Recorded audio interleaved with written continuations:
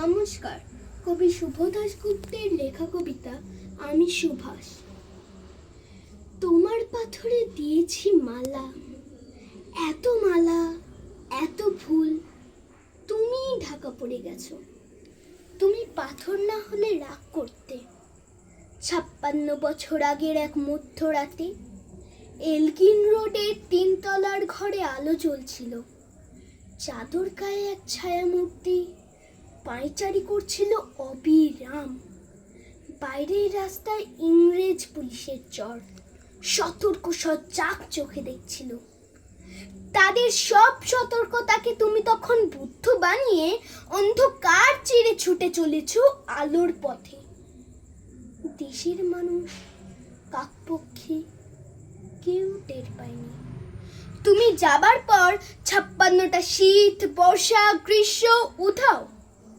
তুমিও সেই থেকে প্রত্যেক জানুয়ারিতে পৃথিবীর এপাড়া ওপাড়া সব মাটিতে তোমার অনশ্বর পায়ের ছাপ।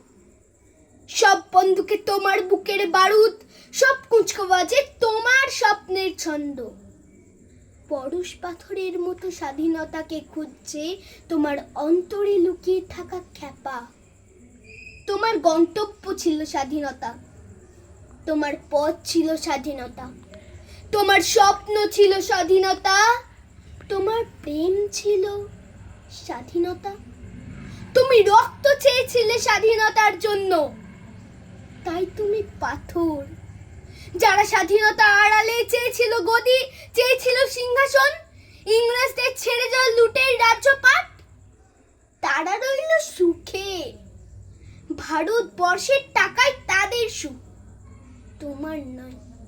ভারতবর্ষের অফিসে আদালতে তাদের ছবি, তোমার নয়। ভারতবর্ষের সংবিধানে তাদের শৈশবুত, তোমার নয়। ইংরেজ এদেশের ধন সম্পত্তি লুট করত, আমরা দেশটাকে বেচে দিচ্ছি। ইংরেজ দিয়েছে চাবুক, লাঠি, গুলি, আমরা দিয়েছি মাস্তান, মাফিয়া, নেতা আর বুলি।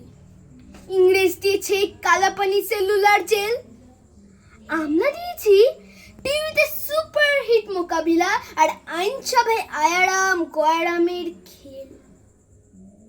56 বছর আগের এক মধ্যরাতে পরাধীন এই দেশ ছেড়ে তুমি চলে গিয়েছিলে স্বাধীন এক স্বদেশে ফিরে আসার স্বপ্ন নিয়ে। তুমি ফিরে আসনি, স্বাধীনতা এসেছে।